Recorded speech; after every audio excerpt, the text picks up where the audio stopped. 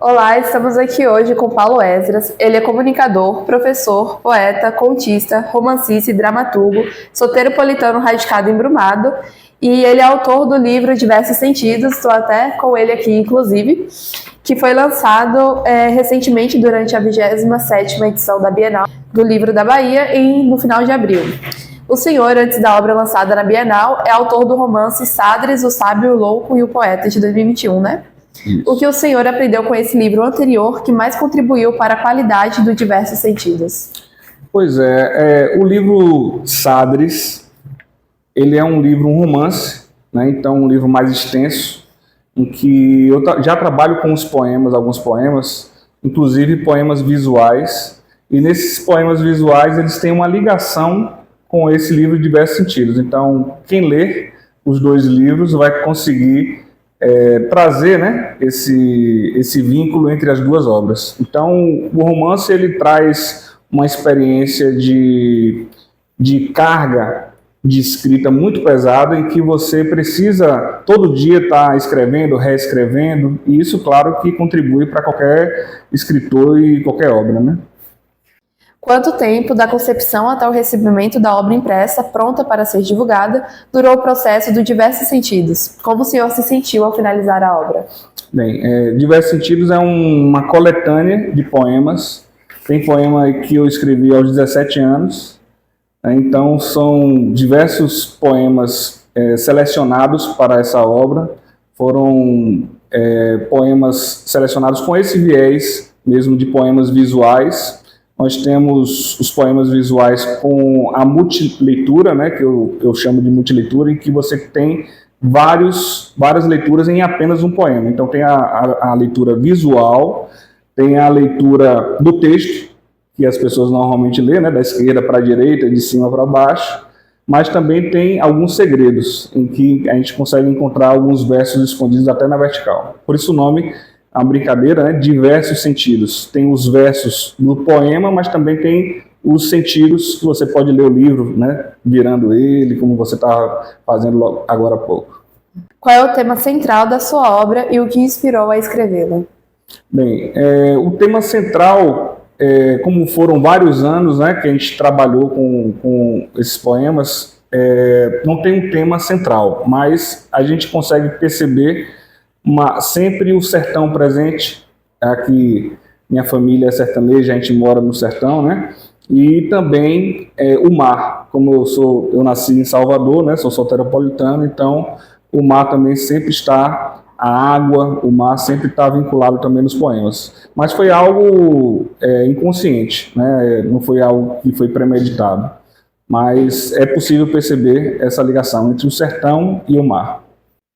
O senhor pode nos contar um pouco sobre o processo da criação deste livro? Sim.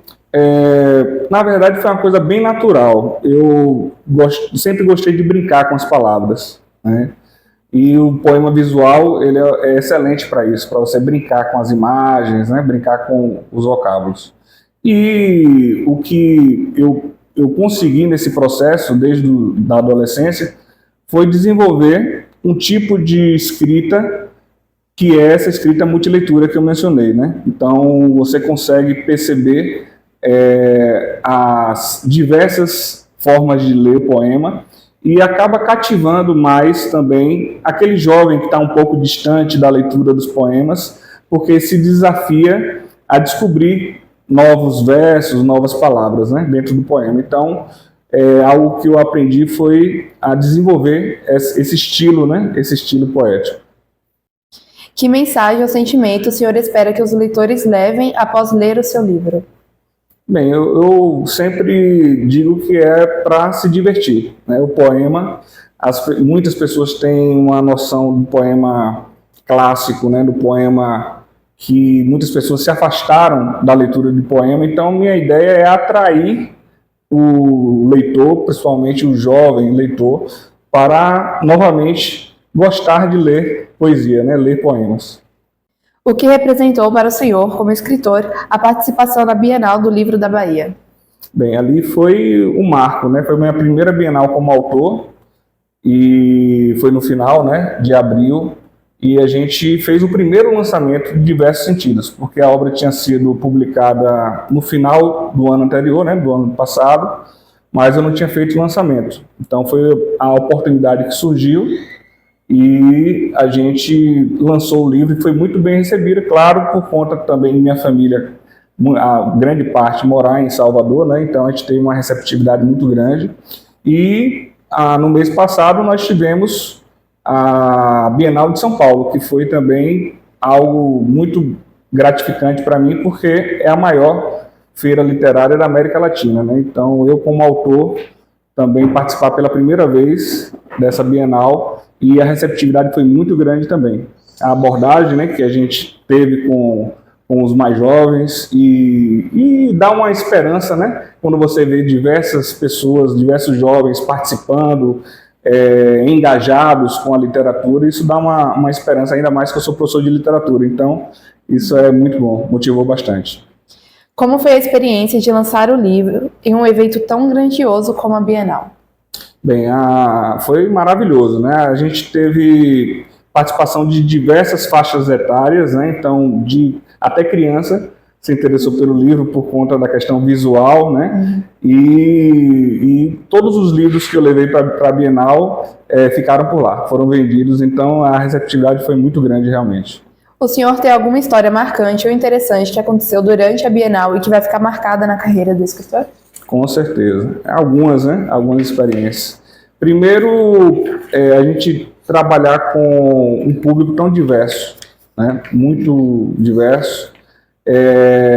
Esse fato da criança, por exemplo, foi uma coisa que me marcou bastante, porque o livro foi ofertado para ela pela mãe, porque ela se interessou tanto pelo poema visual, né? E espero ter plantado uma semente para que no futuro ela seja uma leitora, né? Uma leitora de poemas. Como o senhor se preparou para a recepção do seu livro pelo público e pela crítica? Bem, eu quando estou escrevendo, eu nunca penso na crítica, né? Eu sempre penso se eu estou satisfeito, se eu estou tendo prazer ao escrever aquilo. Então, na hora da escrita, eu sou um pouco egoísta. Eu penso em mim, eu sinto prazer em escrever. Tem autores que têm uma compulsão pela escrita, né? Eu não, eu tenho realmente uma satisfação quando estou escrevendo. Então, sempre quando eu tenho um tempo livre, ou eu prefiro estar lendo ou assistindo um filme que ajuda muito na questão da escrita, né, nos roteiros, mas o poema, quando eu estou escrevendo, é o que me dá mais prazer. As expectativas foram atendidas?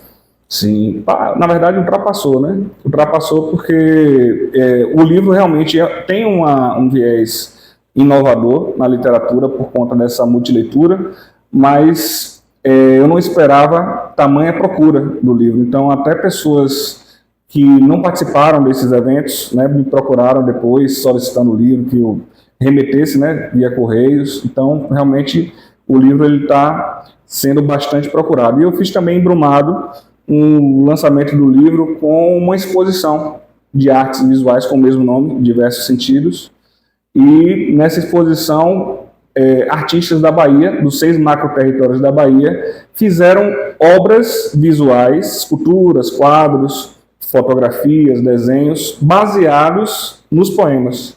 Então essa exposição ela foi também de muito sucesso. A gente foi um lançamento, foi no Clube Social, né, o mês passado, e nós tivemos um grande público.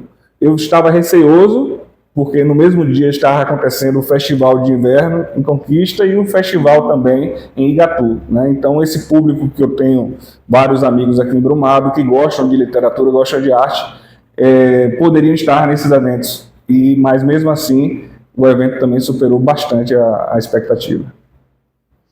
O senhor tem um público-alvo em mente para a sua obra ou como espera alcançá-lo?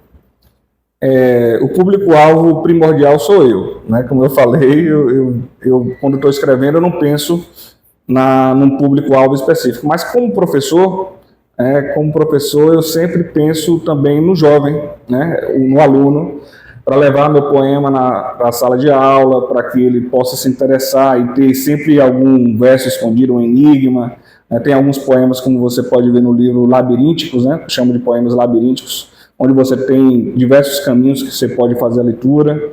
Então, o público-alvo primordial sou eu, mas também sempre pensando nesse público jovem, né, no aluno do ensino médio. Sua carreira como professor contribuiu para a sua escrita, de alguma forma? Com certeza. Não só porque na parte da gramática, né, que você precisa estudar bastante para poder ensinar para os alunos, mas também por conta dessa vontade de fazer com que esse jovem ele possa ler mais. Com tantos atrativos vários, né, como os streamings, o celular, redes sociais. Então, uma maneira de trazer para a leitura, que é muito importante, né? A leitura, ela facilita até a forma de você falar em público, de você participar de uma entrevista de trabalho, né? Até para você conhecer pessoas, né? Isso é muito importante. Então, a leitura, ela abre não uma janela, mas abre um portal para uma outra realidade que é muito bom para a vida no dia a dia. Em sua trajetória como escritor, qual foi o maior desafio que o senhor enfrentou até aqui? Foi publicar o primeiro livro, né? Porque sempre o autor iniciante, ele tem essa dificuldade porque não é conhecido, nunca publicou nada, então como fazer com que as editoras vejam, observem, né, o talento e publiquem. Então esse foi o principal gargalo, digamos assim, para poder publicar. Mas eu consegui, através de uma editora da Bahia, que eu queria que o romance fosse publicado por uma editora baiana, por conta de ser na Bahia a história, né? Em Brumado, inclusive, o cenário é Brumado, é um Brumado idílica, né? Uma Brumado poética, e consegui através da Calango Editorial. A Calango Editorial publicou e é parceira minha até hoje. Esse segundo livro foi publicado por uma editora do Paraná, né? A Cota Editorial, por conta do estilo de poema que eu queria também que fosse difundido para a região, né? Ele tem muito acesso ali às livrarias de São Paulo, eixo Rio-São Paulo, e no sul do país. Eu queria também que fosse difundida por aquele público. Quais conselhos o senhor daria, principalmente para jovens que alimentam o sonho de escrever e lançar um livro? Escrever. Escrever, não parar de escrever, porque muitas pessoas querem escrever, mas acabam no primeiro parágrafo, né? Cansam ou então acham que está ruim e aí não continua. Mas para você superar esse primeiro momento, você precisa praticar, né? A escrita, eu gosto de brincar nos meus cursos de escrita criativa que a escrita, na verdade, ela é uma eterna reescrita. Você vai sempre reescrever, né? Esse romance mesmo, eu devo ter reescrito ele pelo menos umas 5 vezes. Até chegar ao ponto da publicação. E mesmo assim, se você não publicar logo, você vai querer sempre mexer, né, na obra. Então, chega um momento que você tem que criar uma meta, né, então vamos chegar até aqui e aí a partir daí publicar. Então, para o jovem, escrever e ler bastante. Não existe escritor sem leitura. Não existe aquele mito de que você começou a escrever, agora só vou escrever, não. Aí que você vai ter que ler bastante, e não só no gênero que você gosta. Você tem que ler biografias, tem que ler os textos jornalísticos, porque dali é que vem a inspiração para escrever novas histórias, né? Se pudesse descrever sua experiência como escritor em uma palavra ou frase, qual seria? Perseverança. Você tem que ter essa persistência para poder realmente alcançar o sonho, né? Eu acho que qualquer objetivo você tem que ter essa persistência. Então é uma palavra muito forte que traduz bem, né? Qualquer tipo de sonho que você tenha, você tem que ter essa persistência. Nunca parar no primeiro não, né? No primeiro obstáculo, sempre fazer como a água, né? Rodear os obstáculos e conseguir chegar no objetivo. O senhor já está trabalhando ou planejando novos projetos ou livros? Sempre, né? Na verdade, as ideias nunca param. Eu devo ter mais ou menos uns 7 livros já prontos para começar a escrita. Tem um que eu já iniciei, que é em homenagem à minha filha. Minha filha gosta muito de Sofia, ela gosta muito de terror, né, de ler terror, de assistir. Então, eu estou escrevendo um livro em homenagem aos 3 gêneros comerciais, que é o terror, a fantasia e a ficção científica, num livro só. É uma ideia ousada, né, porque geralmente você escolhe um desses gêneros, mas é uma homenagem porque eu também sou leitor desses gêneros, né, ditos gêneros populares ou comerciais, mas é uma homenagem para a Sofia e a história está bastante interessante, instigante, viu? Poderia dar um pequeno spoiler? Sim, a história é de um brasileiro, um padre, que vai até o Vaticano fazer um curso de exorcismo. E aí acontecem algumas coisas que eu vou deixar para a leitura posterior, tá? Quais são as ambições e os objetivos futuros do senhor como escritor?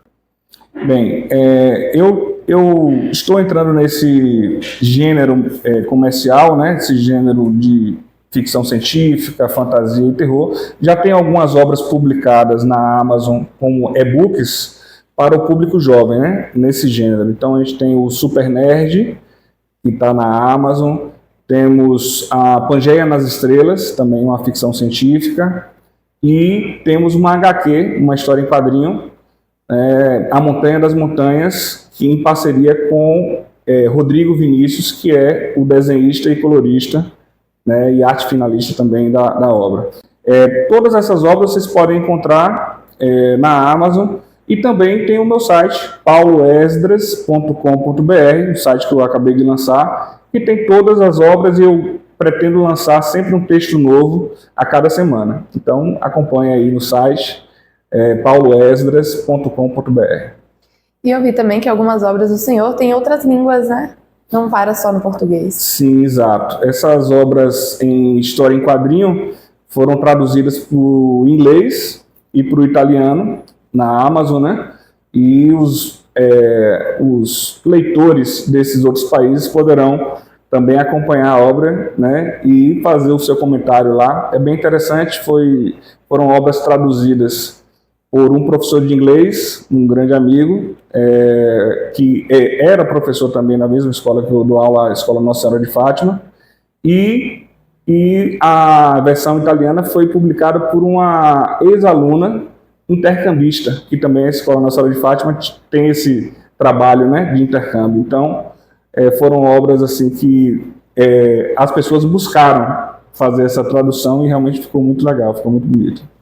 E além de professor e escritor, o senhor também é coordenador do projeto Abracadabra, né? Isso, eu sou coordenador, né, fundador aqui em Brumado do Movimento Cultural Abracadabra e diretor-geral da Companhia de Teatro Abracadabra, que funciona com parceria com a ABB, né, que todo sábado estou lá para poder fazer a oficina de teatro e também fazer os ensaios. Inclusive, a gente pretende fazer o lançamento de uma peça agora em novembro, né, e nas minhas redes sociais e também no site eu farei a divulgação, espero vocês lá para poder prestigiar.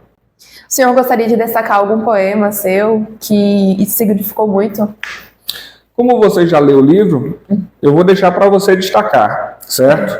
Aí eu posso comentar a respeito. Escolhe um poema para a gente. Eu vou escolher o que é meu favorito. Mal comecei, mas já se tornou meu favorito. Esse. Pronto. Lá. Mostra para a câmera.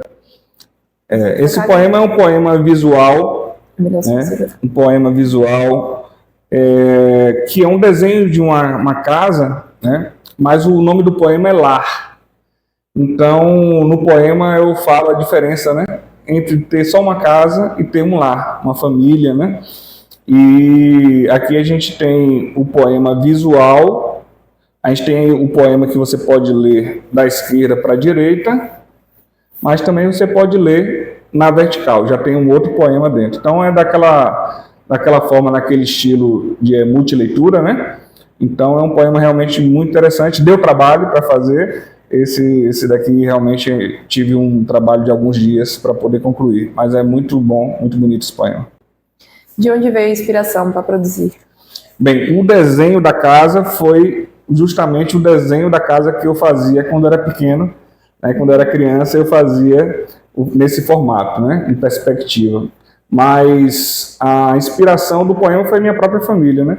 A minha esposa Cleone, minha filha Sofia, e a gente tem essa visão da família de ser uma família integral, né? Então, por exemplo, esse livro ele é dedicado a Cleone, minha esposa, e ela sempre é a leitora de primeira hora, né? Então, ela que é a minha primeira crítica.